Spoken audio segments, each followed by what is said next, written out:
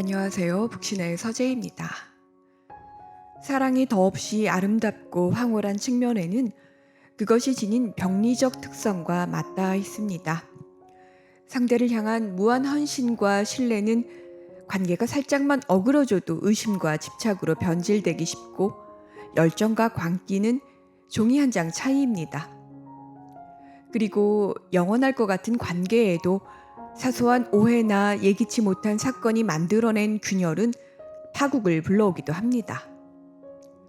현존하는 영국 최고 작가이자 차기 노벨 문학상 수상자로 거론되는 이안 맥퀴어는 1997년 Enduring Love, 견딜 수 없는 사랑으로 복복서가에서는 제목을 바꾸어 재출간했는데요. 이 작품에서 드클레랑보 신드롬이라는 병적인 열정을 전면에 내세워 믿음의 프리즘에 의해 왜곡되는 인식의 한계와 객관적 사실이라는 허상, 믿음과 망상의 경계, 나아가 반쪽짜리 진실이 스토리텔링에 의해 온전한 진실이 되어가는 과정을 보여주었습니다. 우리는 이로운 방향대로 기억하고 보고 싶은 대로 믿으면서도 스스로를 설득합니다. 작가는 객관과 논리의 세계로서의 과학을 한 축에 두고 직관의 세계로서의 종교와 문학을 각각 다른 축으로 삼는 삼각형의 구도 속에서 세계를 바라보는 우리의 인식을 뒤흔들어 놓았습니다. 이 작품의 첫 문장은 소설 전체를 지배합니다. 시작은 표시하기 쉽다라는 문장은 시작점을 찍는 일의 손쉬움이 아니라 상황을 읽고 해석하는 인간의 자의성을 말해줍니다. 우리는 어떤 일이 생겼을 때 그것의 시작점을 제대로 짚어낼 수 없습니다. 모든 일은 상호 연관되어 있기에 나비 효과의 기원을 따지기 위해서는 출생의 순간까지 거슬러 가야 할지 모릅니다. 이름난 과학 칼럼니스트인 존은 오랜만에 재회한 연인 클라리사와 봄날 오후에 피크닉을 앞두고 더없이 행복해합니다. 그러던 중 멀리서 소년 하나가 탄 열기구가 고삐 풀린 채 하늘 위로 떠다니는 것을 보자 조를 비롯한 근처의 5명의 남자들이 열기구로 달려듭니다. 하지만 강풍이 몰아치자 누군가 기구로부터 손을 놓고 이어 한 남자를 빼고는 모두 손을 뗍니다. 로건만이 열기구에 매달려 있다 추락사를 당하고 소녀는 아무 일 없이 구조되는 어처구니 없는 사고가 발생합니다.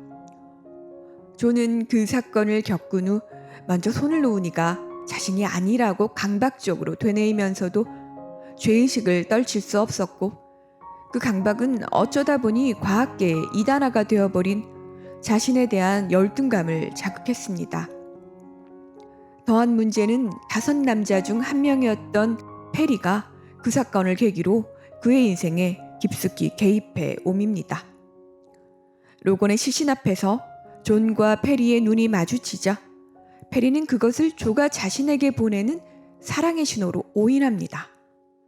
이제 페리는 사랑으로 조를 하느님 앞으로 이끌어야 한다는 사명감 속에 조의 곁을 한시도 떠나지 않습니다. 조는 페리의 등장을 연인에게 제때 말하지 못했고 점점 강박적으로 변해가면서 클라리사의 이해를 얻지도 못했습니다. 조는 클라리사의 몰이해를 못난 자신에 대한 비난과 분노로 받아들였고, 어린 시절 아버지를 치매로 잃은 후 미친 사람에 대한 공포가 있는 클라리사는 망상에 빠져버린 조가 두렵고 멀게만 느껴집니다. 흥미로운 것은 페리의 등장과 그에 반응하는 조와 클라리사의 감정선을 따라가는 독자들 역시 무엇이 진실인지 혼동하게 된다는 점입니다. 조의 입장에서 서술된 기억은 다분히 왜곡과 심리적 조작이 더해진 결과물이며, 페리라는 존재를 인정하지 않는 클라리사의 시각 역시 납득 가능합니다. 아버지에 대한 트라우마로 이성적 남자를 연인으로 택한 클라리사는 반쯤은 정신이 나가버린 데다 자신에 대한 의심으로 서재까지 뒤지는 조를 더는 받아들이지 못합니다. 이후 페리의 살인미수와 자살미수 사건이 이어지면서 페리라는 존재가 확인되지만 둘의 관계는 회복되지 못합니다. 이들의 균열은 어디서부터 비롯된 것일까요? 사랑은 아무 일이 없을 때는 더없이 평화롭지만 의심이 깃들기 시작하면 걷잡을 수 없습니다. 사랑은 지금의 모습에 빠지는 것이기에 상대방이 겪어온 상처와 결핍, 그만의 성격 등은 괄호 안에 봉해진 채 특별한 계기가 나타나기 전까지는 수면 위로 부상하지 않습니다. 우리는 흔히 사랑하는 사람을 가장 잘 알고 있다고 착각하지만 그의 지난 시절을 제대로 알기 어렵고 상대에 대한 이해는 자기 욕망과 의진의 오해이기 쉽습니다. 우리는 사랑을 말할 때 만남이라는 짜릿한 순간에 방점을 두지만 사랑의 본질은 지속에 있습니다. 세월의 파고 속에 관계를 이어가는 일은 필연적으로 견디어냄을 숙명으로 합니다. 굳건한 것처럼 보였던 관계의 파탄은 주인공인 조와 클레리사뿐 아니라 누구보다 용감했지만 무의미한 죽음으로 끝나버린 로건 삶에도 의심이 깃듭니다. 로건 아내는 남편의 사망 소식에 슬픔보다 배신감으로 괴로워합니다. 남편을 잘 안다고 믿는 로건 아내는 무모한 일은 절대 하지 않는 그가 끝까지 열기구에 매달려 있었던 이유는 멀리서 자신을 지켜보고 있던 젊은 여자의 시선 때문이라고, 그렇게라도 자신의 능력을 입증하고 싶었던 그의 치기와 만용이라 단정합니다. 로건차에서 발견된 피크닉 바구니와 여자 스카프, 양쪽 뒷문이 활짝 열린 상태는 그녀의 확신을 입증하는 증거로서 충분합니다. 우리는 믿는 대로 보이고 보고 싶은 것만 봅니다. 그리고 모든 진실은 내가 믿지 않는 이상 의미가 없습니다. 페리라는 존재를 인정하지 않는 클라리사에게 조가 아무리 페리의 정신질환을 설명하고 자신에게 가하는 위협을 말해도 받아들여지지 않습니다. 우리에게 세상이란 내부에서 결정되고 개인적인 필요성에 의해 움직이고 유지되는 각자의 감옥입니다. 조를 향한 자신의 사랑이 곧 하느님의 사랑이라고 굳건하게 믿는 페리의 세계는 밖에서 보면 정신질환이지만 그 내부는 안정되어 있고 그가 틀렸다는 것을 입증할 방법은 없습니다. 나아가 믿음이 없는 이들에게 신의 영역은 진리일 수 없고 그것은 논리와 이성의 과학계 역시 마찬가지입니다. 과학이 17세기 무렵 신학으로부터 독립해 진리의 전당을 차지해가는 과정을 들여다보면 인간 문명은 보이지 않는 세계에 대한 거대한 믿음의 벨트 위에 구축된 것임을 알 수 있습니다. 역사에서 모순되거나 편향된 주장이라 여겨졌던 것들이 정설이 되는 경우는 부지기수입니다. 요컨대 믿지 않으면 망상이 되고 믿으면 진리가 됩니다. 영리하고도 치밀한 작가는 이러한 주제에 덧붙여 형식적인 실험을 통해 우리의 통념을 뒤흔들어 놓았습니다. 우리는 논문이라는 양식에 가장 신뢰를 보내고 스토리텔링으로 올수록 믿을 수 없는 화자의 이야기로 치부합니다. 소설의 끝에는 페리가 앓고 있는 정신질환인 드 클레랑보 증후군에 대한 임상적 변이를 부록이라는 항으로 붙여놓았습니다. 하지만 이 모든 구성이 그가 의도한 소설의 일부임을 알아야 합니다. 나아가 주인공 조가 로건의 추락 사건 이후 죄책감에서 탈피하기 위해 이미 떠나버린 진정한 과학의 영역으로 돌아가고픈 갈망 역시 학계에 대한 우리의 신뢰와 맞닿아 있습니다. 과학에서도 상상과 스토리텔링은 중요합니다. 그렇다면 종교로부터 과학과 예술, 나아가 사랑에 이르기까지 감정과 열망이 빚어낸 스토리텔링의 성공 여부만이 중요해집니다. 조는 자신을 협박하는 페리의 증거를 수집하지만 경찰은 물론 클레리사마저 설득하지 못했습니다.